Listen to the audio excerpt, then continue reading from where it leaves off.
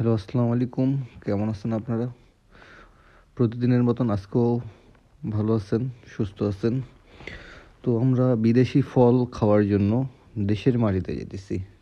দেশের মাটিতে বিদেশি ফল কতটুকু সুস্বাদু তা নিজের চোখে এবং নিজের মুখে স্বাদ করার জন্য যাইতেছি।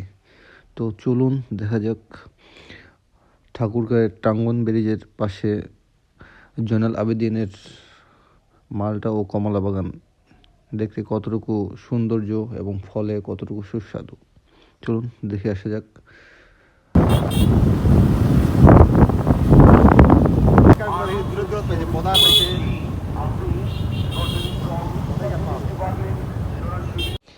এমন ভিডিও পাওয়ার জন্য অবশ্যই আমার সাথে থাকবেন, আমার পেজের সাথে থাকবেন। আমাকে এমন ভিডিও বানানোর জন্য অবশ্যই সাপোর্ট করবেন। ধন্যবাদ।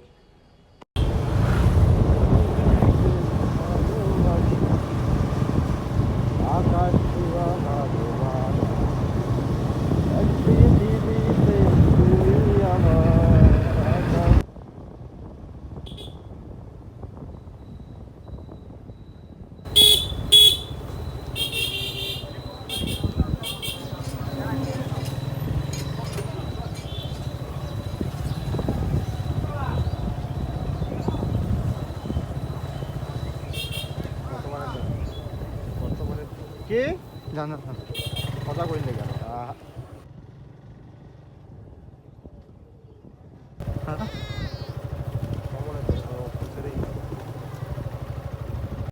আমরা আমাদের গন্তব্যে চলে আসছি, কমলা বাগান। তো কমলা বাগানে প্রবেশকৃত টিকিট মূল্য 20 টাকা প্রতিজন। তো অবশ্যই টিকিট কেটে প্রবেশ করবেন। টাঙ্গন ব্রিজ কমলা ও মাল্টা বাগান স্থাপিত 2019, মোহাম্মদ জয়নাল আবেদিন। চলুন দেখে আসা যাক কমলা বাগানটা কতটুকু সুন্দর। আসলেই প্রবেশ করার মুহূর্তেই যে ফলগুলো চোখে পড়তেছে সেগুলো দেখার মতন অসাধারণ। মনে করছিলাম ফলন কম হবে, কিন্তু ফলন দেখে মাথা নষ্ট হয়ে গেল। যাক মাশাল্লাহ। আমার সাথে আছে সুমন ভাই, ফখরুল ভাই, সাদ্দাম ভাই আর তাদের সহধর্মী। চলুন দেখে আসা যাক কমলা বাগানের পরিবেশ ও ফলনের স্বাদ কেমন। আসলে গাছ থেকে একটা ফলও তুলে খাইনি, আর ওনাদের অনুমতি ছাড়া কোনো কিছু খাওয়া সম্ভব না।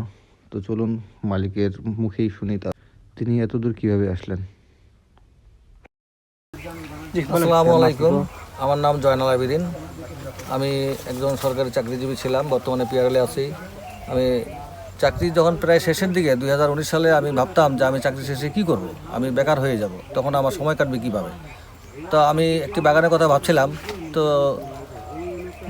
হঠাৎ করে আমার চুয়াডাঙ্গায় দর্শনায় জীবননগরে আমি একটি বাগান দেখতে যাই, কমলা বাগান দেখে ওখান থেকে আমি মুগ্ধ হয়ে আমি ওখান থেকে আমি চারা নিয়ে আসি। আমি প্রথমে অল্প চারা আনছিলাম, এনে রোপণ করি। দেখি যে না, ফলন ভালো, সুবিষ্ট, রসালো, লোকজনও প্রশংসা করছে খেয়ে। পরবর্তীতে আমি বাগানের পরিধি বৃদ্ধি করার ফলে এখানে অনেক পরিমাণে, প্রচুর পরিমাণে, অর্থাৎ গত বছর হয়েছিল প্রায় 5 টন, এবছর আমি 10 টন ফলন আশা করি। আমার এখানে গ্রামের বেকার যুবকরা এখানে কাজ করে কর্মসংস্থান সৃষ্টি হয়েছে। আমি একজন সফল উদ্যোক্তা হয়েছি, এতে আমি গর্বিত। ধন্যবাদ।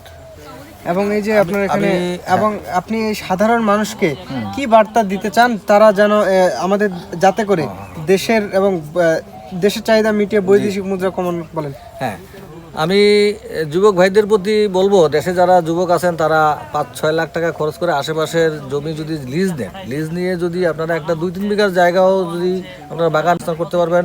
আরেকটা মেসেজ হলো যে প্রত্যেকে যারা বাগান দেখতে আসছেন তারা একটা করে চারা নিয়ে যাবেন, নিয়ে যায় বাড়িতে রোপণ করবেন। দেখবেন যে প্রতিটি গাছে 3 বছর পরে, প্রতিটি গাছে 2 বছর পরে পাবেন 20 কেজি, 3 বছর পরে পাবেন 2 মণ থেকে 3 মণ ফলন পাবেন একটা গাছে। এতে হবে কি, আপনি নিজের চাহিদা পূরণ করতে পারবেন, অন্যদেরকে খাওয়াইয়ে সন্তুষ্ট করতে পারবেন। আর যদি একটা এলাকায় বা গ্রামে যদি আপনি 2 জন লোকও যদি ফলের বাগান করেন, 2 বিঘা 3 বিঘা করে, তাহলে পুরো ডিস্ট্রিক্টের আপনি চাহিদা পূরণ করতে পারবেন।